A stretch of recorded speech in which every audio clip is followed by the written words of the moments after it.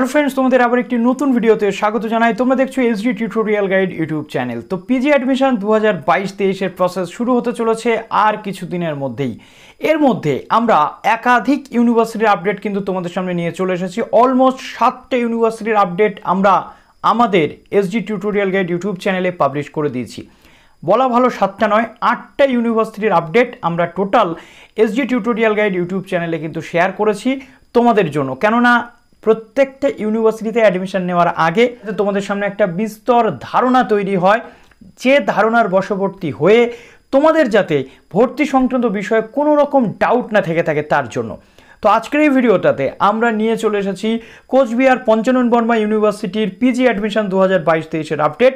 এখানে কি কি সিট সংখ্যা রয়েছে, কোন কোন কোর্সেস করানো হয়ে থাকে, কিভাবে কোর্সেস করানো হয়ে থাকে, তার যোগ্যতা কি, তার কোর্স ফিস কত থাকে এবং একাধিক যে তুলনামূলক আলোচনাগুলো রয়েছে সেখানে আজকে এই ভিডিওটা হতে চলেছে তার উপর। কাজে যারা নতুন আছে এই চ্যানেলে অবশ্যই চ্যানেলটিকে সাবস্ক্রাইব করে পাশে থাকা যে বেল আইকনটি রয়েছে ক্লিক করতে ভুলবে না। আর ভিডিওটাতে লাইক করবে কি করবে না সেটা তোমাদের ব্যাপার, সেই বিষয়ে আমার কোনো বক্তব্য নেই। তোমাদের জন্য ভিডিও বানানো, ইনফরমেশন প্রোভাইড করা, সেটাই করতে এসেছি। তো চলো আর কথা না বাড়িয়ে ভিডিওটি শুরু করা যাক। তো কোচবিহার পঞ্চানন বর্মা ইউনিভার্সিটি কোচবিহারের একটি one of the leading university, উত্তরবঙ্গের অন্যতম সেরা একটি ইউনিভার্সিটির মধ্যে কোচবিহার পঞ্চানন বর্মা ইউনিভার্সিটি কিন্তু পড়ে। 2012 সালে এই ইউনিভার্সিটির যাত্রাপথ কিন্তু শুরু হয়েছিল পঞ্চানন বর্মার নাম অনুযায়ী।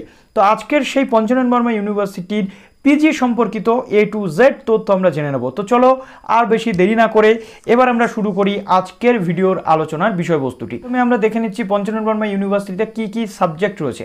প্রথমত এখানে আমরা দেখতে পাচ্ছি যে ডিপার্টমেন্টের মধ্যে কি কি ডিপার্টমেন্ট রয়েছে, সাবজেক্ট, এলিজিবিলিটি এবং ইনটেক যেটা আমরা করে থাকি। এর সাথে আমাদের আজকে কিন্তু এখানে যুক্ত হবে কোর্স ফিস। তো এখানে সায়েন্স, আর্টস এবং কমার্স তিনটে ডিপার্টমেন্টই কিন্তু পড়ানো হয়ে থাকে। তিনটে ডিপার্টমেন্টের মধ্যে কি কি সাবজেক্ট আমরা বেসিক্যালি এখানে দেখতে পাই।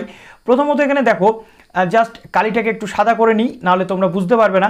দেখো এখানে আমরা একদম প্রথমে যেটা দেখতে পাচ্ছি সেটা হচ্ছে বাংলাতে 85টা সিট আমরা পাচ্ছি, সংস্কৃতে 50টা সিট পাচ্ছি, হিন্দিতে 30টা সিট পাচ্ছি, ইংলিশে পাচ্ছি 85টা সিট এবং হিস্ট্রিতে পাচ্ছি 85টা সিট।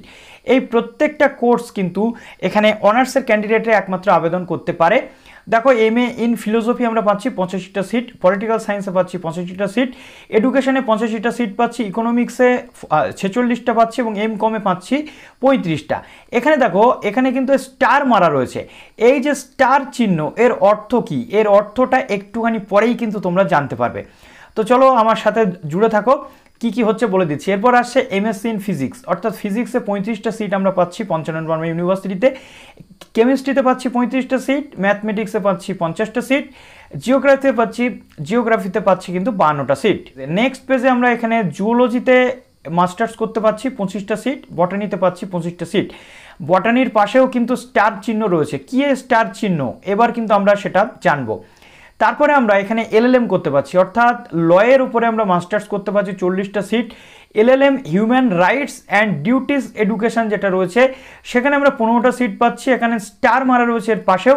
তারপরে MA human rights and duties education যেটার উপরে পাচ্ছি 15টা সিট, এখানেও স্টার চিহ্ন দেওয়া রয়েছে। ইট ইজ ভেরি কনফিউজিং একটা ফ্যাক্ট, যেটা তোমাদের মনে হতে পারে যে দাদা বারবার স্টার চিহ্নর কথা কেন বলছে। তো স্টার চিহ্নর কথা একটুখানি পরেই বুঝিয়ে দিচ্ছি, ভিডিওটাতে জুড়ে থাকো। তারপরে আমরা পাচ্ছি MLIS অর্থাৎ master of library and information science, 25টা সিট পাচ্ছি। তারপরে আমরা পাচ্ছি ব্যাচেলার অফ ইনফরমেশন সায়েন্স, এখানে 30টা সিট পাচ্ছি।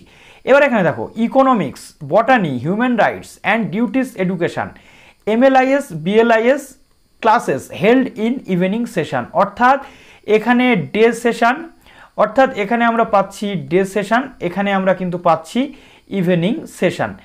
এইভাবে কিন্তু পুরো যে প্রসেস সেটা কিন্তু হয়।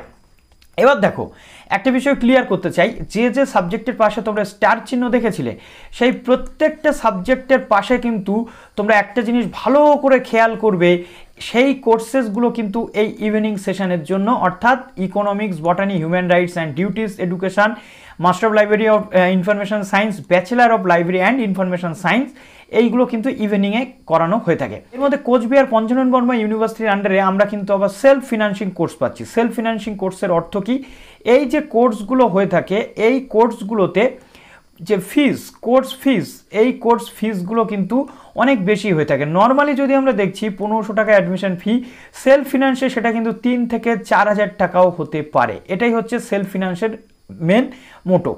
তারপর দেখো বাংলা এখানে সেলফ ফিনান্সিংয়ের মধ্যে রয়েছে 50টা সিট পাচ্ছি, সংস্কৃতে পাচ্ছি 50টা সিট, ইংলিশে পাচ্ছি 50টা সিট, হিস্ট্রিতে পাচ্ছি 50টা সিট এবং পলিটিক্যাল সায়েন্সে পাচ্ছি কিন্তু এখানে 50টা সিট।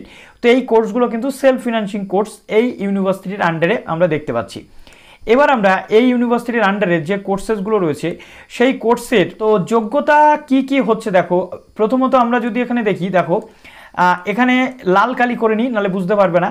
প্রথমত বাংলা, ইংলিশ, এখানে তোমাদের হিন্দি রয়েছে, হিস্ট্রি রয়েছে, সংস্কৃত রয়েছে, পলিটিক্যাল সায়েন্স, ফিলোসফি, এডুকেশন বা এই ইকোনমিক্স, এই সাবজেক্টগুলোতে প্রত্যেকটা সাবজেক্টে কিন্তু তোমাদের অনার্স লাগছে। তারপরে আসছে M.Sc বটানি, chemistry, mathematics, physics, zoology, এখানেও তোমাদের অনার্স লাগছে। তারপরে জিওগ্রাফি যদি করতে চাইছো, জিওগ্রাফি তোমাদের এখানে BA অথবা BSc জিওগ্রাফি যদি তুমি করে আসো তাহলে তুমি চান্স পাচ্ছ। এরপর আসছে LLM ক্ষেত্রে আমরা দেখতে পাচ্ছি যে ইন্ডিয়ান ফরেন ন্যাশনাল যারা LLM ডিগ্রি প্রোগ্রামে ভর্তি হতে চাইছে তাদের 50% মার্কস নিয়ে ব্যাচেলার ডিগ্রি ইন LLB অর্থাৎ লয়ের 3 বছর অথবা 5 বছরের ব্যাচেলার ডিগ্রি যদি তোমরা করে আসছো তবে কিন্তু তোমরা এখানে আবেদন করতে পারছো। তারপরে যদি আমরা দেখি, দেখো এখানে LLM হিউম্যান রাইটস এবং ডিউটিস এডুকেশন যেটা রয়েছে ব্যাচেলার অফ, এখানেও কিন্তু এই যে 3 বছর বা 5 বছরের LLM করে আসলে তোমরা আবেদন করতে পারছো। তারপরে আসে দেখো এখানে তোমাদের আরেকটা বিষয় কিন্তু গুরুত্বপূর্ণ, যেটা MA ইন হিউম্যান রাইটস এবং ডিউটিস এডুকেশন, যেটাতে bachelor degree in any discipline under at least 10+2+3 অর্থাৎ যে কোনো ইনস্টিটিউশন থেকে UGC রেকগনাইজড তোমাদের এখানে 45% মার্কস যদি পেয়ে থাকো, যে কোনো ডিসিপ্লিনে গ্র্যাজুয়েশন যদি তুমি করে আসো, অনার্স বা পাস কিন্তু ম্যান্ডেটরি নয়, তুমি কিন্তু আবেদন করতে এখানে পাচ্ছ। যে কোনো ডিসিপ্লিনে রেকগনাইজড ইউনিভার্সিটি থেকে ডিগ্রি তুমি ব্যাচেলার ডিগ্রি করে আসলে। এরপর আমরা দেখতে পাচ্ছি কি master of library and information science, এই সাবজেক্টে তোমরা পোস্ট গ্র্যাজুয়েট যদি করে থাকো, অনার্স গ্র্যাজুয়েট যদি হয়ে থাকো, জেনারেল গ্র্যাজুয়েট যদি হয়ে থাকো, 3 বছরের কোর্স ইন এনি স্ট্রিম, যে কোনো স্ট্রিমে উইথ কি bachelor of library and information science অর্থাৎ BLIS, তোমরা পাস গ্র্যাজুয়েট হও, অনার্স গ্র্যাজুয়েট হও বা জেনারেল গ্র্যাজুয়েট হয়ে থাকো, প্রত্যেকটা গ্র্যাজুয়েশনের প্রত্যেকটা কোর্সের সাথে যদি তোমাদের এই BLISটা তোমরা থাকে তবে তোমরা এখানে আবেদনযোগ্য। তারপরে আসছে কি bachelor of library and information science, কি বলছে পোস্ট গ্র্যাজুয়েট, অনার্স গ্র্যাজুয়েট যে কোনো কোর্স থেকে আসলে কিন্তু তোমরা আবেদনযোগ্য, কোনো প্রবলেম কিন্তু এখানে তোমাদের নেই। তো এটা 2021 সালের যে রেফারেন্স আছে সেই রেফারেন্স অনুযায়ী আমি কিন্তু তোমাদেরকে বলে দিলাম। আশা করছি এখান থেকে তোমাদের আর কোনো সমস্যা থাকলো না। এরপর আমরা আসছি কোর্স ফিসগুলো নিয়ে। প্রথমত দেখো MA যে সমস্ত ক্যান্ডিডেটরা ভর্তি হতে চাইছো, MA এর অ্যাডমিশন ফি পার সেমিস্টার টোটাল 1300 কিন্তু এখানে রয়েছে এক একটা সেমিস্টারে। First semester 1300, second semester 1150, third 1150, 1150 অর্থাৎ খুব কম খরচে তোমরা মাস্টার্স করতে পারছো। এরপরে MScটা যদি দেখি পার সেমিস্টার চার্জ দেখো 1950, 1800, 1800, 1800, তো এখান থেকে তোমরা দেখে নিলে। এরপর আমরা ল্যাবরেটরি ফি MSc যেগুলো থাকে, এরপর আসছি আমরা MA সেলফ ফিনান্সিং কোর্স, যেমনটা তোমাদের বলছিলাম যে এটা কিন্তু গভর্নমেন্টের আন্ডারে হলেও সেলফ ফিনান্সিং থাকে। তো এখানে দেখো সেমিস্টার 1 এটা MA এর ক্ষেত্রে রয়েছে 7980, তারপর দেখো এখানে রয়েছে কি 7830, 7830 এবং last of all last semester দিতে হচ্ছে 7830। তো এখান থেকে তোমরা মোটামুটি আজকে যে সেলফ ফিনান্সিংয়ের যে বিষয়টা সেটা দেখে নিলে। নেক্সট আমরা এবার দেখবো, দেখো সেলফ ফিনান্সিংয়ের আরও যে জায়গাটা রয়েছে M.Com-এর ক্ষেত্রে। M.Com-এর ক্ষেত্রে দেখো 2100, 1950, 1950 এরকম রয়েছে। BLIS-এর যে কোর্স ফিস দেখো 4250 করে সেমিস্টার 1, সেমিস্টার 2 অর্থাৎ প্লাস 8300-400 টাকা মতো খরচ অলমোস্ট হয়ে থাকে। MLIS-এর ক্ষেত্রে তোমাদের ওরকম 8000 থেকে 9000 সামথিং খরচা তোমাদের হয়। তো আশা করছি এখান থেকে তোমরা কোর্সের যে ফি সেটা দেখে নিলে। এরপর আমরা লাস্ট অফ অল এবার যে কোর্সটা আসছে LLM এর ক্ষেত্রে দেখো LLM সেমিস্টার যেটা রয়েছে 6400 টাকা করে মোটামুটি খরচা, 62 এটা তোমরা হিসাব করে নিচ্ছ, 4,24,000 সামথিং তোমাদের লাগছে। তারপরে LLM যেটা হিউম্যান রাইটস এবং যেটা স্পেশালাইজেশন হয়ে থাকে সেটাও 6400, 6200 এবং 6200 করে লাগছে।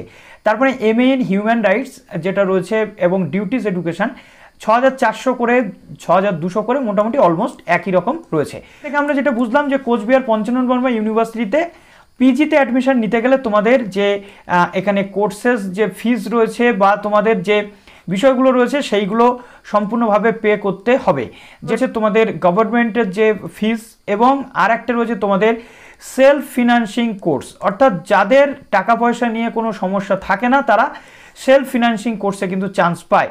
তবে একটা কথা বলবো, তোমাদের আবেদন কিন্তু সমস্ত ইউনিভার্সিটিতে করতে হবে, এই নিয়ে কোনো তোমাদের দ্বিধা বা দ্বন্দ্ব মনের মধ্যে থাকা উচিত নয়। আর কোনো প্রশ্ন থাকলে কমেন্ট সেকশনে জানিও। যত তাড়াতাড়ি তোমাদের এই পিজি অ্যাডমিশন প্রসিডিওর শুরু হচ্ছে তত তাড়াতাড়ি ভিডিও তোমাদের জন্য নিয়ে চলে আসবো। কাজেই ভিডিওটি একটু লাইক করে দিও, বন্ধুদের মাঝে শেয়ার করে দিও। ভালো থেকো সবাই, অল দ্য বেস্ট।